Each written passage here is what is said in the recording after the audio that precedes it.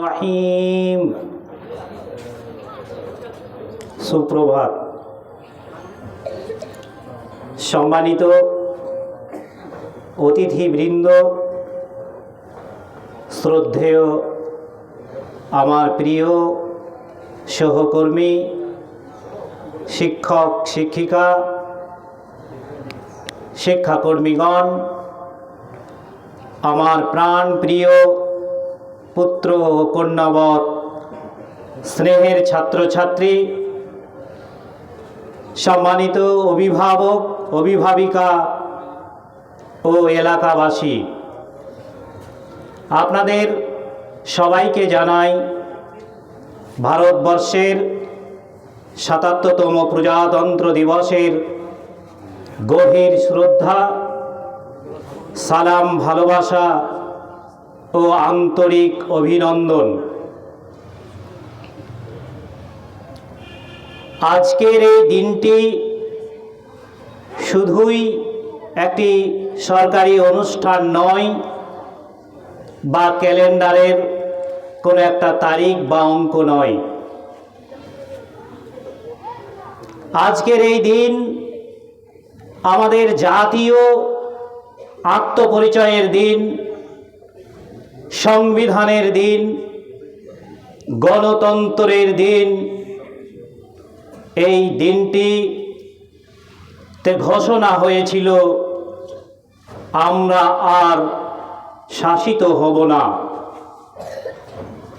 ন্যায় এবং মানুষের ভোটের মধ্যে দিয়ে আমাদের আইন রচিত হবে।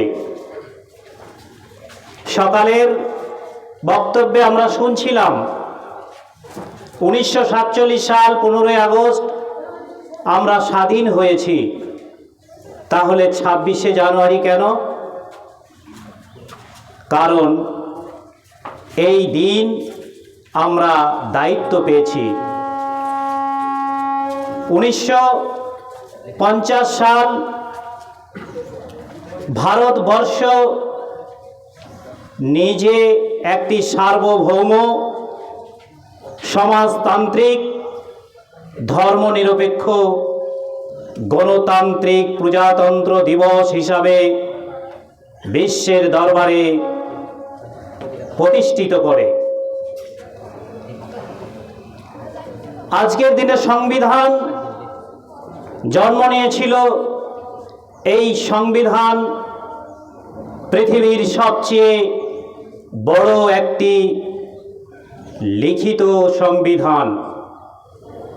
আমাদের সংবিধান কেবলমাত্র একটি আইনি গ্রন্থ নয়, তার মানবিক হৃদয় রয়েছে। এই সংবিধান একটি মানবিক দলিল, যার মধ্যে আছে সাম্য, আছে ন্যায়, আছে স্বাধীনতা, আছে ভ্রাতৃত্ববোধ। এইসব মূল্যবোধগুলি আমাদের জাতিকে শক্ত করে এবং বৈচিত্র্যের মধ্যে ঐক্যের শিক্ষা দেয়। আমাকে অনেকে প্রশ্ন করে যে ধর্ম এবং সংবিধান কি একসঙ্গে চলতে পারে? চলে। কারণ ধর্ম আমাদের ন্যায় শিক্ষা দেয়, সংবিধান আমাদের সাম্যের শিক্ষা দেয়। আমাদের ধর্ম বলছে কোনো একটা মানুষকে হত্যা করা মানে সমগ্র মানব জাতিকে হত্যা করা, আর সংবিধান বলছে মানুষের জীবনের সবার মর্যাদা রয়েছে। যে ধর্ম মানুষ বানায়, যে সংবিধান আমাদের রক্ষা করে, তাদের মধ্যে কখনো দ্বন্দ্ব হতে পারে না। আমাদের জাতির সবচেয়ে শক্তি অস্ত্র নয়, শিক্ষা। কলমই হচ্ছে সবচেয়ে বড় হাতিয়ার। তাই ইসলাম ধর্ম এবং কোরআনের প্রথম কথা কি ছিল? ইকরা, পড়ো। ভাবতা আজিজিয়া হাই মাদ্রাসা শুধুমাত্র ধর্মীয় শিক্ষা দেয় না। এই মাদ্রাসা একজন চিন্তাশীল ভারতীয় গঠন করে এখানকার শিক্ষার্থীরা নামাজ পড়ার পাশাপাশি সংবিধান পড়ে, কোরআন পড়ার পাশাপাশি তারা সংবিধান পড়ে, তারা একদিকে নামাজ পড়ে, অন্যদিকে ভোটের কি গুরুত্ব সেটা তারা বোঝে।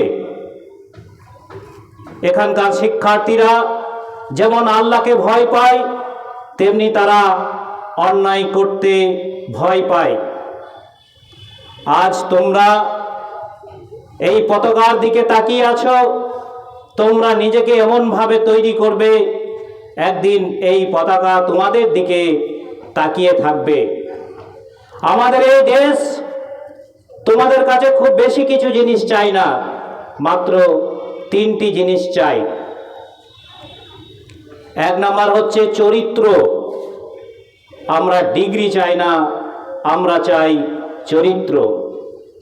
2 নাম্বার, আমরা চাই দায়িত্ব। আগে অধিকার নয়, আগে দায়িত্ব। আর শেষ কথা হচ্ছে স্বপ্ন। ছোট ছোট স্বপ্ন নয়।